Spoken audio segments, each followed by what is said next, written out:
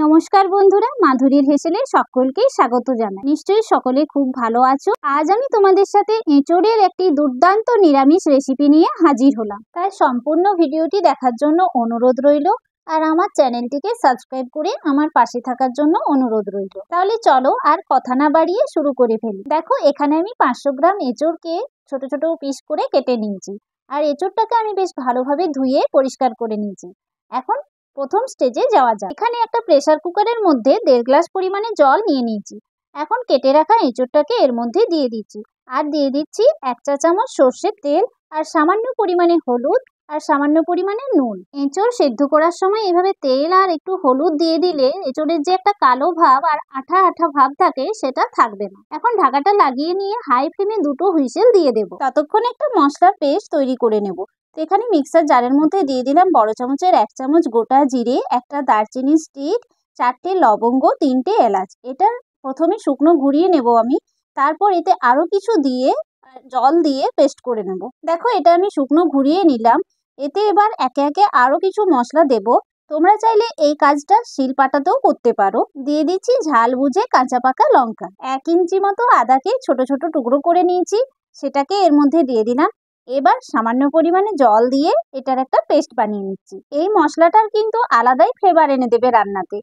এবার ওভেনে একটা কড়াই বসিয়ে দিয়ে দিচ্ছি 3 টেবিল চামচ সর্ষের তেল।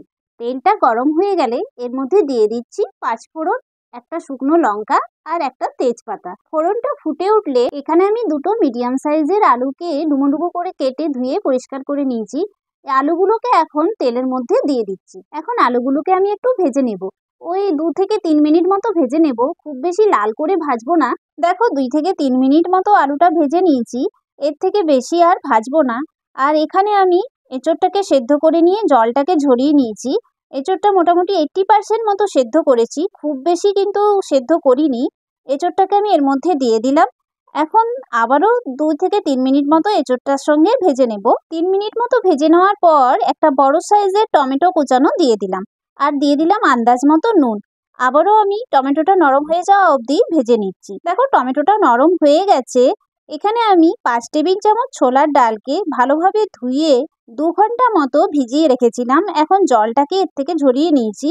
এই ছোলার ডালটাকে এর মধ্যে আমি দিয়ে দিচ্ছি।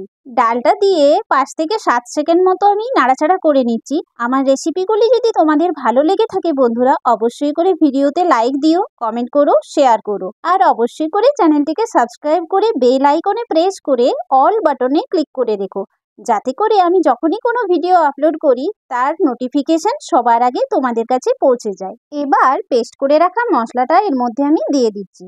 1 চা চামচ হলুদ গুঁড়ো, 1 চা চামচ ধনে গুঁড়ো, 1 চা চামচ কাশ্মীরি লাল লঙ্কা গুঁড়ো।